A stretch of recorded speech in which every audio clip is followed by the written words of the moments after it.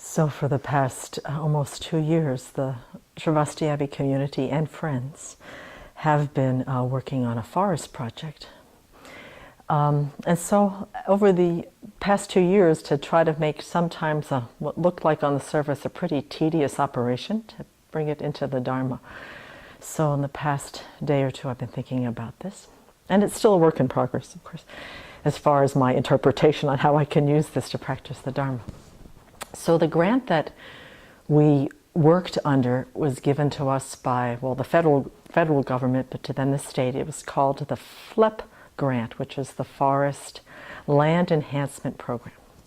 So this, for me, is analogous to the Buddha's teachings.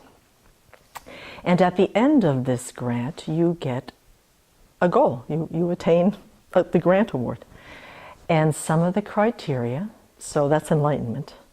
So some of the criteria is that you have to limb, thin, and remove the fuel. So the forest has been analogous to my mind. And this particular forest is filled with, it's overgrown. And the trees are qualities of mind. And so within this, what they call in the forest world dog thicket, is there are some beautiful, tall, stately trees, very healthy, and then interspersed are all these little, gnarly, dead, diseased, mutated, crippled little trees that have to go. So the large trees, which we sometimes uncover by removing the small dead trees, are our good qualities or our Buddha potential. And so by limbing these trees that are left, we're actually keeping them healthy by nourishing them, by offering, making offerings to the Buddhas, to our teachers, by offering service to sentient beings, so the good qualities continue to grow and thrive. But you keep them limbed off the ground so there's no fear of any type of fire, any type of afflictive emotions that could possibly endanger these healthy trees. And then the little ones are, the ones that are thinned, there are afflictive states of mind. They're the ones that they're adventitious, so they grow from other seeds and other sprouts, and there's no sunlight, there's no water, there's disease, there's no wildlife habitat. As long as they're in this area, there's no type of life. So we take them out. And so that's, and we do this with 2 ways. We do it with hand saws, at least Venerable Chödrön does it with hand saws. And then for the bigger stuff, we use chainsaws. So I was trying to think what a chainsaw would be analogous to. It can't be the wisdom realizing emptiness because we're not getting it at the root. But I think it's probably very powerful purification practices. It's prostrations, nundros, 3-month retreats, keeping our precepts purely.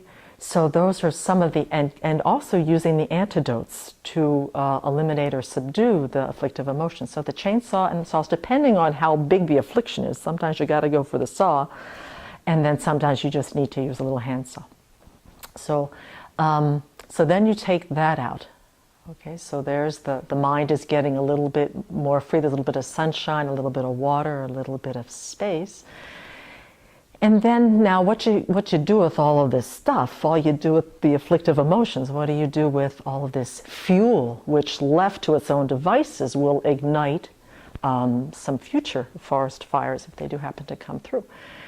So then what we do is we put them into yama. And yama is an 18 horsepower, 5-inch, huge blade chipper. And still, I'm not sure whether it's the wisdom realizing emptiness, because you get a product by taking these afflictive emotions, as symbolized by these little old dead trees and things like that, and you put them into the chipper. Out of the chute come these beautiful chips. So I'm thinking more like thought transformation training or something like that. So that you take all of your negative states of mind or the way that we skew our perspectives and all the habituations and the conditioning and things like that, and we run them through the power of the thought training practices, and so we can transform them into something that is not only isn't fuel driven, but as time goes on it decomposes and it makes beautiful soil and little creatures come and live in it and it just turns into this beautiful soil. So I haven't yet been able to figure out where the wisdom realizing emptiness is. So if anybody has any suggestions on which of the forestry procedure would be the wisdom realizing emptiness, that would be helpful. So that's what we've been using as we're working in the forest, is to see it through the context of the Dharma. It makes it a lot of fun. It brings it down to earth into our practice. And also the long-term effect is that what we're doing in the forest now, just like what we're doing with our minds, is that we are transforming them to quickly become Buddhas, which is to get the grant, the long-term goal in the end. But it's all for the benefit of others, for the long term, not just Shavasti Abbey's forest health for the next 1 or 2 years. It's the forest health for the next 300 years by what we're doing. And then the little creatures and the moose and the rabbits and everybody will go, oh, look at all the sunshine, look at all the food under there, and then they'll come in and they'll also benefit. So anyway, that's what I've been thinking about lately. Thank you.